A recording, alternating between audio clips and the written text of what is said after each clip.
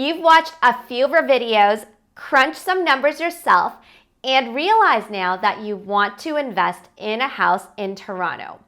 But now you're faced with another choice to make. Should you buy a semi or a detached house in Toronto? Everyone is different, and some of our clients love semis and other clients are adamant about buying detached properties. In this video, let's dive in and figure out when a semi is better and situations where you might find a detached investment property better for you. If you like content like this, please give us a thumbs up and don't forget to subscribe to our channel so you see more of these videos made specifically for real estate investors in Toronto. Realistically, the biggest decider for most people come down to price.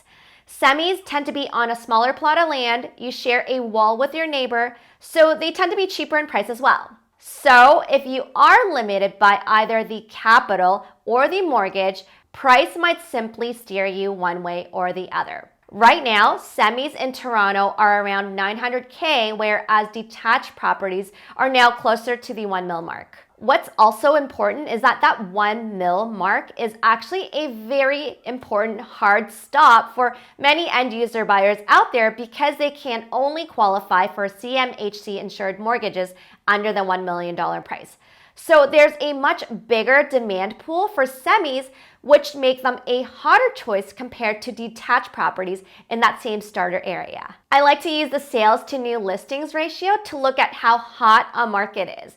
A higher number indicates a hotter market. Now take a look at this. I took a snapshot of June of every year from 2012 to this year. And over the past 10 years, you can see that the average sales to listings ratio for semis is around 70%, whereas the ratio for detached properties is at 57%.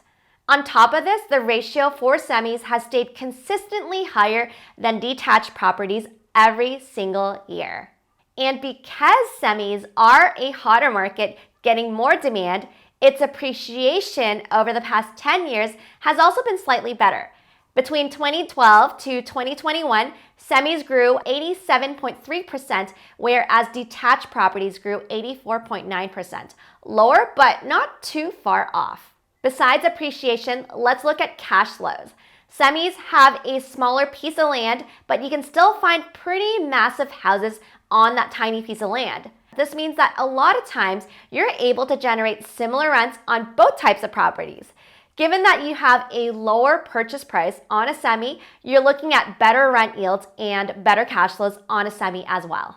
So if you're just looking at passive income returns, it looks like semis can be a better choice, but some investors do like detached properties because of its higher value add potential.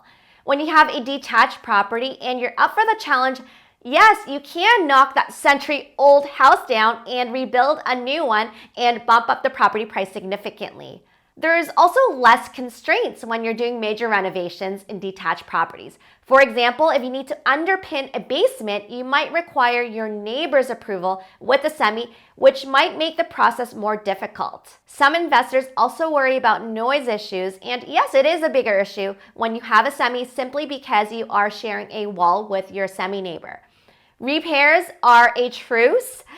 Rare issues from your semi neighbor might trickle down to your property, such as rodents or floods.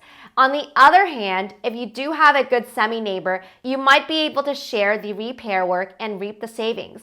For example, you can take turns cutting the grass, or when it comes time to replacing the roof, you might strike a better deal if you do it together. If you want to learn more about the pros and cons of different types of properties in Toronto, how the returns break down, and figure out what's really right for you, our Elevate team can help.